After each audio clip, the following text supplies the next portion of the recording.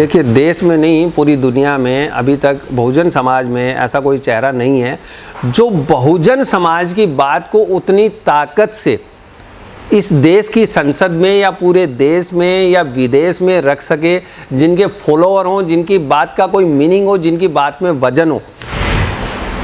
नमस्कार, ऐसे न्यूज़ में आपका स्वागत है। आज हम लोग हैं राजौरी गार्डन और हमारे साथ हैं राजवीर सिंह जी। राजवीर सिंह जी, आप बहन जी के बहुत नज़दीकी माने जाते हैं और दिल्ली के अंदर आपने सभी तरीके की राजनीति भी देखी हुई है, उत्तर प्रदेश में भी आपने राजनीति देखी है, लेकिन बसपा सुप्रीमो के ऊपर हमेशा से बस बहुजन समाज के ही लोग और बहुत सारे लोग इस तरीके के बोलते हैं कि जो मायावती हैं, जो बसपा सुप्रीमो बहन कुमारी मायावती जी हैं, वो पैसे लेके मीटिंग करती हैं, किसी से मिलना होता है तो उसका भी एक पैसा होता है। क्या ऐसा सत्य है या नहीं है, वो बताएं आप हमें। देखिए, जहाँ तक बात है धन वाली, ये बात वो ठीक बोलते हैं। पहले आप इसके पूरा मीनिंग समझिए, लोग इसको समझ नहीं पाते हैं। ना तो बहुजन समाज समझ पाया, ना देश समझ पाया। बीजेपी वाले या कोई भी पार्टी वाले बिल्कुल सही कहते हैं कि वो धन की देवी हैं। ये मैं भी कहता हूँ कि वो धन की देवी है, लेकिन वो कौन से धन की देवी बता रहे हैं ये आप शायद समझ नहीं पा रहे हैं या लोगों तक बात पहुँचा नहीं पा रहे हैं। मीडिया वाले इस बात को तोड़ मरोड़ के पेश करते हैं। बीजेपी वाले बिल्कुल ठीक कह रहे हैं कि वो धन की देवी है। मैं भी उनकी इस बात का समर्थन करता हूँ कि वो वास्तव में धन की देवी है। उनके पास कौन सा धन है?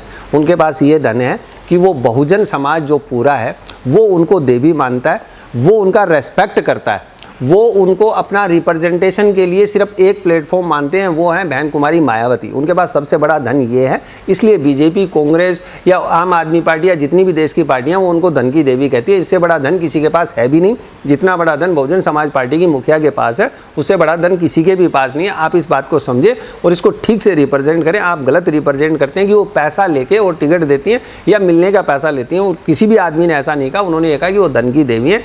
उनका जो धन है, मैं फिर दोबारा रिपीट करता हूं, आप ध्यान से सुनिए, अपने कैमरे में चलाइए। मैं भी कह रहा हूं कि वो धन की देवी हैं, लेकिन उनके पास जो धन है वो अपने समाज का है, बहुजन समाज का है। एक ऐसे तबके का उनके पास धन है कि जो तबका सिर्फ और सिर्फ उनके कहने पे ही वोट देगा, उनको वोट देगा, या वो जिसको कहेंगी उनको वोट देगा। जो उत्तर प्रदेश में गठबंधन हुआ, उस गठबंधन ने साबित करा कि पूरे बहुजन समाज ने, जिसको लोग कहते थे कि भाई आपका समाजवादी पार्टी और बहुजन समाज पार्टी कभी एक नहीं हो सकती, वो भी एक हुई। लोगों ने कहा कि उनके कार्यकर्ताओं के आपस में कभी दिल नहीं मिलेंगे। आप सबने देखा कि बहुजन समाज पार्टी के और समाजवादी पार्टी के कार्यकर्ता जो हैं वो आपस में मिलके और पूरा काम करे। पूरे बहुजन समाज ने जहाँ जहाँ भी समाजवादी पार्टी के कैंडिडेट थे, सब जगह उन्होंने अपने वोट दिए। आजकल तो इलेक्ट्रॉनिक वोटिंग मशीनों से वोटिंग होती है। आप बहुजन समाज के वोट चेक कर लीजिएगा, सारे बहुजन समाज के वोट जो हैं वो समाजवादी पार्टी को बिल्कुल मिले हैं। इस बात से ये साबित होता है कि वो वास्तव में धन की देवी हैं। लेकिन कौन से धन की? अपने समाज की, बहुजन समाज की। जिस समाज को रिप्रेजेंट करती हैं वो उनका सबसे बड़ा धन है। वो उसी के लिए आज तक लड़ती आई हैं, और मेरे को लगता है कि जीवन पर्यंत वो इस चीज़ के लिए लड़ेंगे, अपने इस धन के लिए लड़ेंगी कि मेरा जो ये धन है, बहुजन समाज जो है, ये एक दिन उस पटल पे आ जाए जिसका सपना उन्होंने देखा था, मान्यवर साहब ने देखा था, बाबा साहब ने देखा था, या हमारे जितने भी महापुरुष हुए हैं, समाज सुधारक हुए, उन्होंने देखा था। आपके पैसे का जवाब देता हूँ।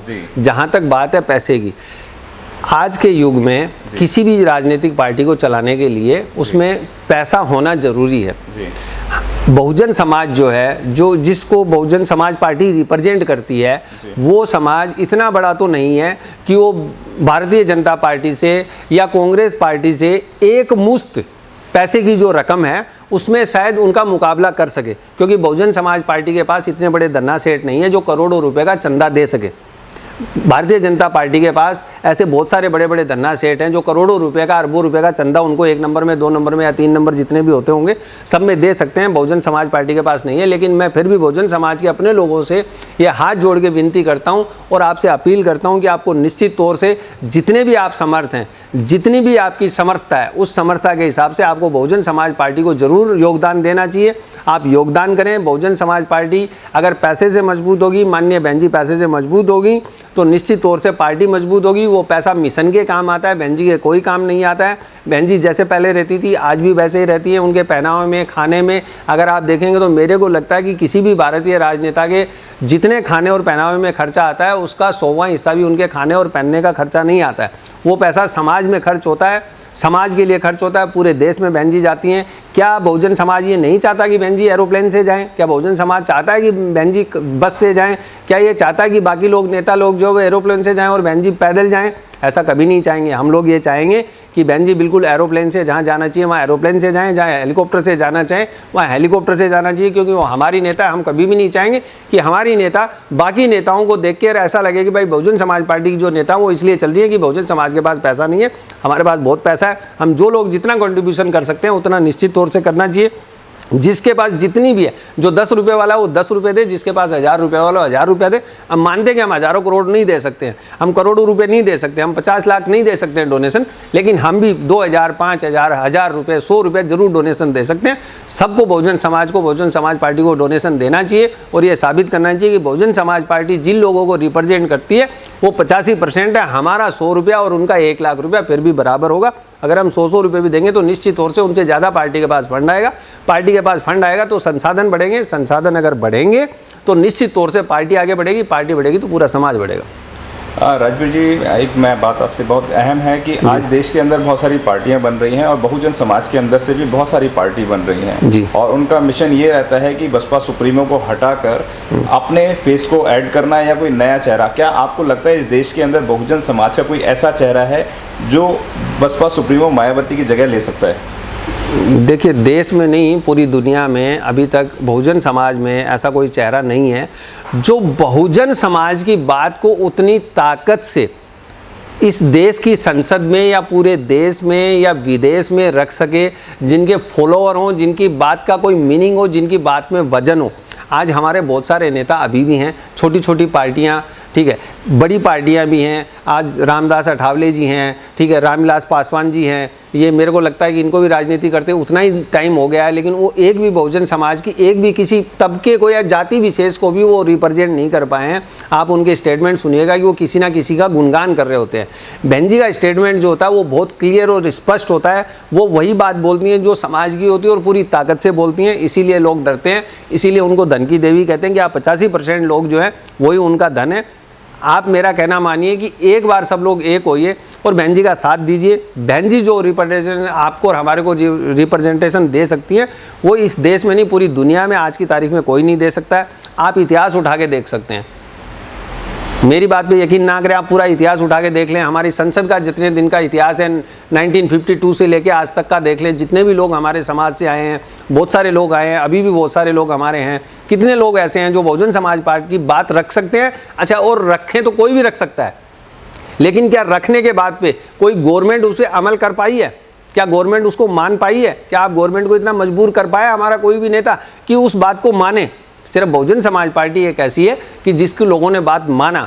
आज जो जितने भी स्मारक उत्तर प्रदेश में बने हैं, जितने भी स्मारक उत्तर प्रदेश में दलित समाज के महापुरुषों के बने हैं, क्या कोई और पार्टी का नेता बना पाया? वो नहीं बना पाए, क्योंकि उनका जो राजनीति है वो वोट बैंक की राजनीति है। आप इस बात को समझिए, बहुजन समाज पार्टी की राजनीति जो एक मूवमेंट की राजनीति है, वो ये चाहती है कि बहुजन समाज में जितने भी लोग हुए हैं, जो भी समाज सुधारक हुए हैं, जो भी सामाजिक लोग हुए हैं, सामाजिक कार्यकर्ता हुए हैं, उन सब की वहाँ पे मूर्तियाँ लगाई हैं लोगों को सिर्फ और देश को और पूरे समाज को ये बताने के लिए कि ये महापुरुष हैं जिन्होंने अपना पूरा जीवन इस समाज के लिए लगाया। और शायद उसी का नतीजा है कि आज हम यहाँ तक की यात्रा करें। अगर हम सब लोग इकट्ठा रहेंगे, इनके साथ रहेंगे, अगर बहन जी को सपोर्ट करेंगे 85% लोग, तो निश्चित तौर से वो दिन भी आएगा कि जो स्मारक हमारे आज हैं उससे आगे वाला स्मारक भी बनेगा।